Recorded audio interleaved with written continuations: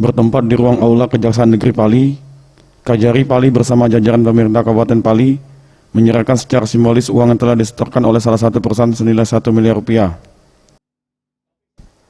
Kajari Pali Marcos Simari mengatakan, sejauh ini ada 2 perusahaan yang memilih non-litigasi dengan kooperatif datang ke kantor Kejaksaan Negeri Pali.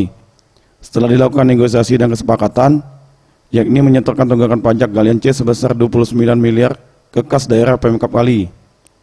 Selain itu, ke depan pihaknya telah mengundang sebanyak 27 perusahaan yang menunggak galian C agar datang ke kantor Kajari Pali dalam menyelesaikan kewajiban kepada negara.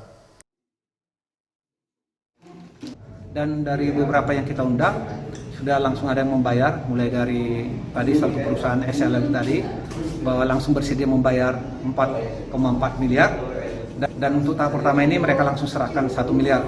Kemudian juga ada perusahaan yang tunggakannya 25 juta, langsung juga diminta waktu 1 hari dan langsung sudah dibayar, dan semua itu dibayar ke kas daerah. Tim Liputan, Sriwijaya TV.